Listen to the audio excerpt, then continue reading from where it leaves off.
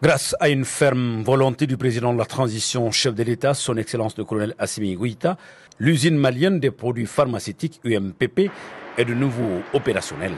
Malgré certaines difficultés de parcours, l'unité industrielle est aujourd'hui à mesure de produire des médicaments essentiels qui permettront de réduire le coût des soins de santé pour le bonheur des populations maliennes. En vue de s'enquérir de la bonne marche des activités de l'usine, le ministre de l'Industrie et du Commerce, Moussa Alassane Diallo, accompagné des membres de son cabinet et des directions techniques, a effectué une visite au sein de l'UMPP ce lundi 13 mai 2024. À pas de course, le ministre et sa délégation ont parcouru les différentes chaînes de production de l'unité. Si certaines ne sont pas encore en marche, d'autres en revanche sont en pleine production. Et on pouvait apercevoir la production d'aspirine qui battait son plein.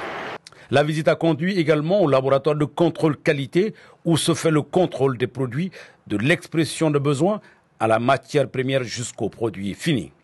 Cette visite a servi de cadre d'échange entre le ministre et le directoire sur les perspectives de développement de l'usine, notamment la modernisation des chaînes de production par la création d'une nouvelle unité. Par ailleurs, elle témoigne de l'engagement des plus hautes autorités à promouvoir les industries locales pour couvrir la demande nationale. Son Excellence le colonel Assimi Goïta a pris l'engagement de relancer les activités de deux unités industrielles, à savoir la Comatex et l'UMPP. Aujourd'hui, ces deux unités industrielles sont opérationnelles et sont en pleine production.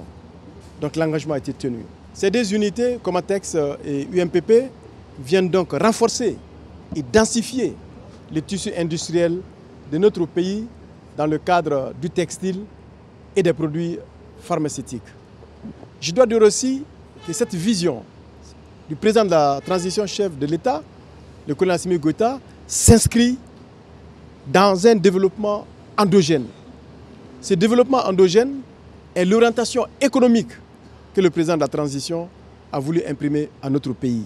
Le développement endogène, c'est notre capacité, nous en tant que Maliens, d'assurer notre capacité de production de nos biens de consommation, notre capacité d'assurer nos biens d'équipement, notre capacité d'assurer nos biens de service et, in fine, notre capacité de produire les médicaments auxquels les Maliennes et les Maliens ont besoin pour assurer leur couverture sanitaire.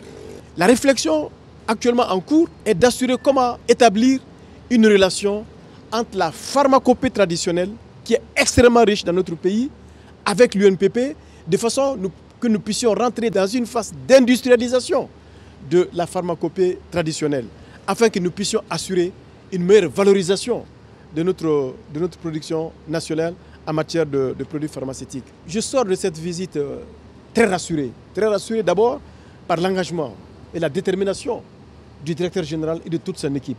J'ai vu une équipe motivée, déterminée et engagée, prête à relever tous les défis. Je pense que ça, c'est la première satisfaction. La deuxième satisfaction, c'est aujourd'hui, avec le ministère de l'Économie et des Finances, nous avons un plan de relance et un plan stratégique pour l'usine malienne des produits pharmaceutiques.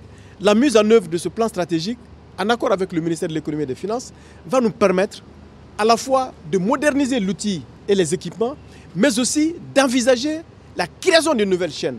D'où le lien dont je vous parlais entre la pharmacopée traditionnelle et l'UNPP de façon à mieux industrialiser la chaîne de production de nos médicaments traditionnels.